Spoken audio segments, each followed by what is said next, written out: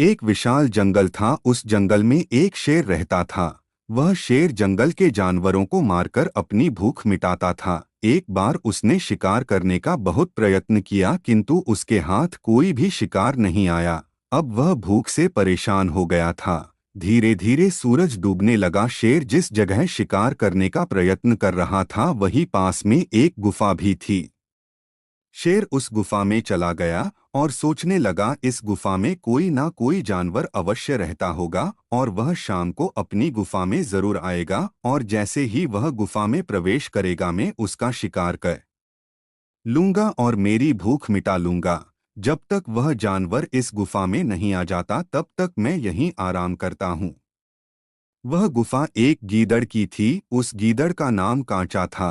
शाम होने पर गीदड़ अपनी गुफा के पास आ गया और जैसे ही वह गुफा में घुसने वाला था, उसने देखा गुफा के पास शेर के पंजों के निशान हैं। शेर के पंजों के निशान गुफा के अंदर जाने के तो हैं, परंतु गुफा से बाहर निकलने के निशान नहीं हैं। कांचा नामक गीदड़ समझ गया कि उसकी गुफा में कोई शेर गया तो है, परंतु वह वापस आया या नहीं इसका पता कैसे चलेगा। गीदड़ ने उपाय सोच लिया। वह गुफा के पास गया और जोर से बोलने लगा, मेरी बोलने वाली गुफा, आज तू शांत क्यों है? तूने मुझसे कहा था कि अगर मैं लौट आया तो तू मुझसे बात करेगी। तू मुझसे बात क्यों नहीं कर रही है? गीदड़ को बोले हुए कुछ समय हो गया, परंतु गुफा ने कोई जवाब नहीं दिया। गीदड़ ने गुफा के सामने गुफा को संबोधित करते हुए दोबारा फिर से वही बातें कहीं जो थोड़ी देर पहले की थीं। गीदड़ की बातें सुनकर शेर को लगा कि शायद यह गुफा खुद बोलती हो। जब भी गीदड़ आता हो तो यह इससे बात करती होगी, परंतु आज मेरे डर से यह बोल नहीं रही है। अगर यह गुफा नहीं बोली तो गीदड़ को शक हो जाएगा और वह इधर से चला जाएगा और मैं भूखा रह जाऊंगा। इसलिए मैं ही बोल देता हूँ। और यह सोचकर शेर स्वयं बोलने लगा, आओ गीदड़, मैं कब से तुम्हारा इंतजार कर रही थी, अंदर आ जाओ।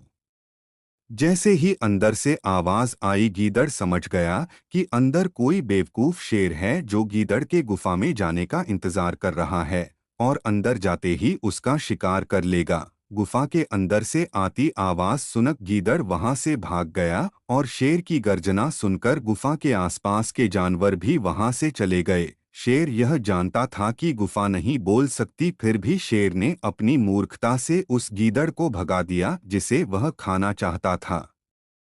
बहुत समय तक शेर ने गीदड़ का इंतजार किया, परंतु जब गीदड़ नहीं आया तब शेर थक-हार कर उस गुफा को छोड़कर शिकार की तलाश में चला गया और गीदड़ को अपनी गुफा फिर से मिल गई।